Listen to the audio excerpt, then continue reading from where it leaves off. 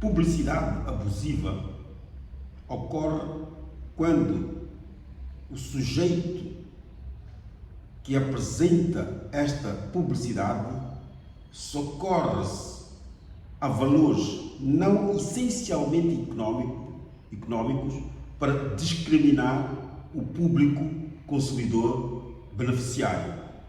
Quando, por exemplo, ele usa a religião para dizer que este produto é mais para um determinado tipo de religião e não para outro, considerando que há religiões superiores, ou quando ele discrimina pela raça, ou quando ele discrimina pela altura das pessoas e diz que os mais altos ou os mais baixinhos são mais ou menos importantes, etc. No caso da política, aí estamos perante uma propaganda enganosa. O que é então a publicidade abusiva? A publicidade abusiva é aquela através da qual os agentes económicos socorrem-se à intimidação, a aspectos de guerra, a aspectos obscurantistas, a aspectos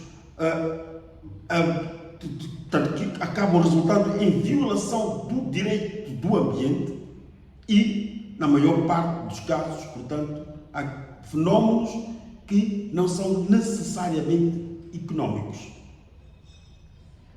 A publicidade enganosa, ela é condenável porque, na maior parte dos casos, ela é danosa. Portanto, ela resulta em danos.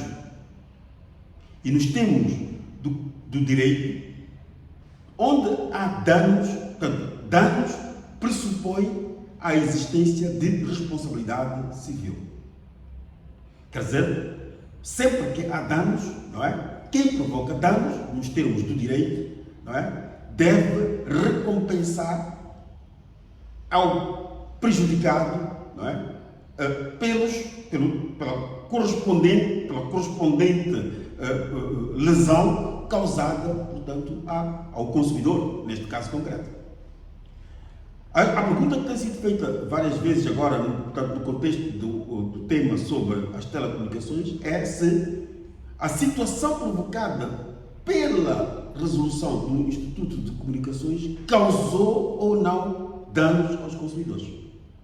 Sem dúvida alguma que aquela resolução causou danos aos consumidores. Primeiro, por tudo que nós vimos, pelas greves, pelas manifestações, que eram resultantes do facto de o poder de compra dos consumidores ter caído consideravelmente, estudantes terem perdido a possibilidade de poder ter acesso à investigação, etc., durante cerca de 3 meses. Cidadãos que estavam habituados a comunicar-se com pacotes ilimitados, com platinas, perderam bruscamente, de um dia para o outro, de uma manhã para o outro, perderam essas possibilidades. Portanto, estas pessoas ficaram prejudicadas nos seus interesses económicos e nos direitos à informação, no direito à informação, que são direitos fundamentais de acordo com a Constituição da República. Porquê é que há danos e porquê é que há responsabilização? É que sempre que há danos, há responsabilização. E alguém diz, não existem, os juristas e advogados, muitos deles, porque não estão a acompanhar a evolução da ciência jurídica, sobretudo no que diz respeito aos novos elementos do direito, que são os direitos fundamentais, eles esquecem que neste caso não é necessária a existência de elementos processuais.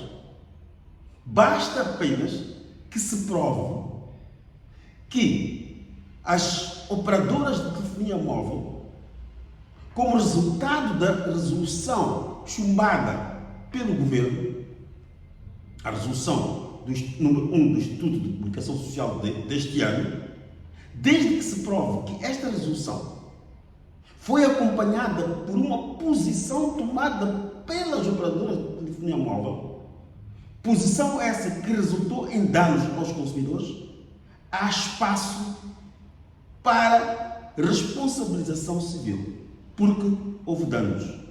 O que é que isso significa?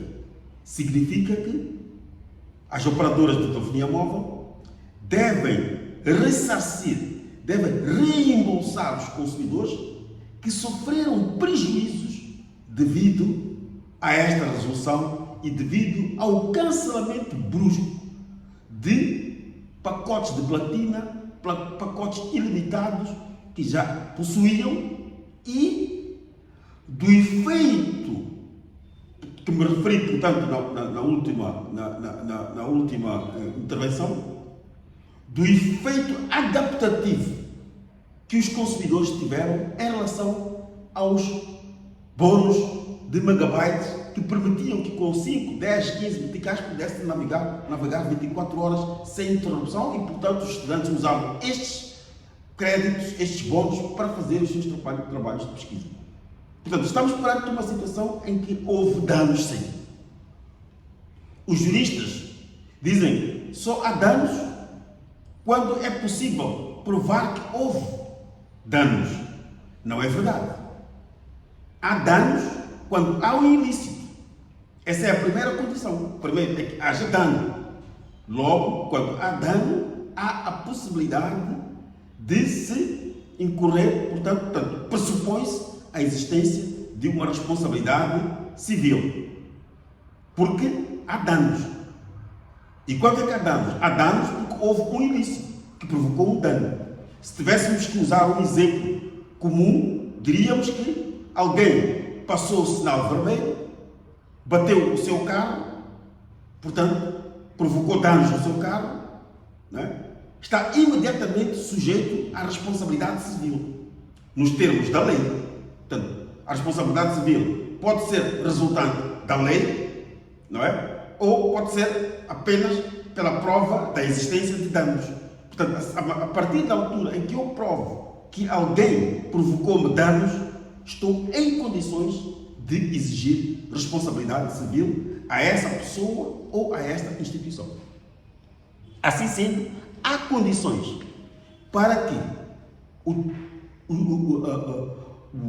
Ministério Público, que tem responsabilidade de tutela em relação aos direitos fundamentais dos cidadãos, tenha a responsabilidade de, mesmo não havendo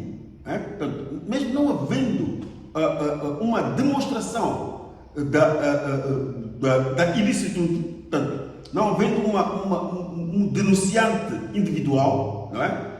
E mesmo não tendo havido uma apresentação de pedido de reposição de danos morais, não é? Portanto, mesmo não tenha havido uma demonstração de deve-se presumir, não é? Deve-se presumir, o juiz de direito que for nomeado pelo Ministério Público, ele deve presumir que houve presunção de danos. Portanto, vai-se assumir, portanto, alguém que perdeu um ente querido, não é? Um trabalhador, alguém que perdeu o seu familiar, que foi morto injustamente, por qualquer motivo, não precisamos de apresentar provas de que a pessoa que perdeu o ente querido sofreu danos morais. Portanto, presume-se que houve danos morais. Portanto, presume-se que todos os consumidores que estavam em situação de contrato ilimitado de platinas e todos aqueles elementos do contexto de adaptação em que os consumidores estavam relativamente aos créditos de megabytes, portanto, de 10, 15 meticais para navegar 5 horas, 10 horas, portanto, que beneficiavam os estudantes. Estamos perante uma situação em que é possível, sim, apurar-se, portanto, reembolso para estes casos. Quem deve fazer este apuramento?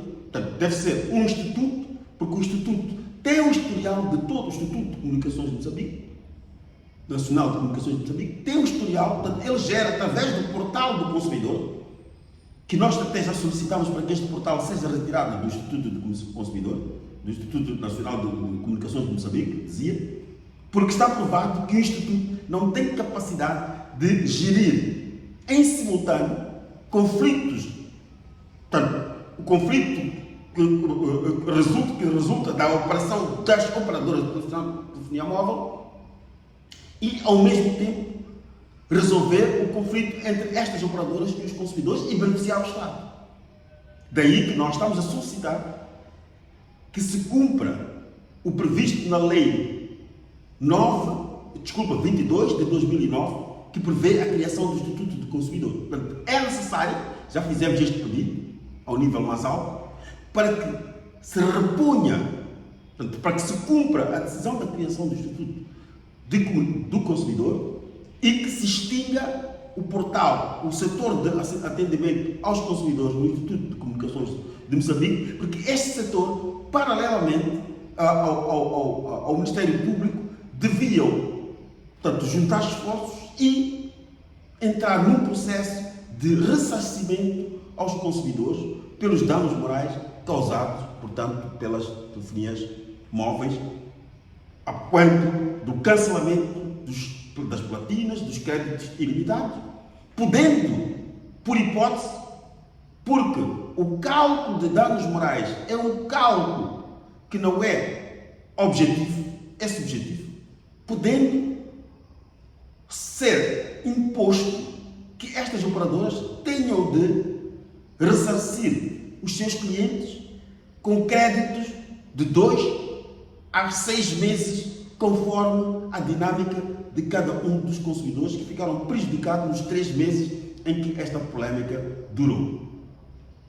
E porque este tema é um tema para explicar a diferença entre publicidade abusiva e publicidade enganosa, vou mesmo, para terminar, aproveitar para explicar quais são os outros casos de publicidade abusiva. Recordando que publicidade abusiva é aquela que explora fraquezas do ser humano, portanto, para poder publicitar um determinado produto. Quer dizer, portanto, já estamos nos exemplos, em medicamentos, dizer, quem não tomar este medicamento há de morrer. Tome este medicamento, senão vais morrer. Portanto, esta é uma publicidade que explora o medo.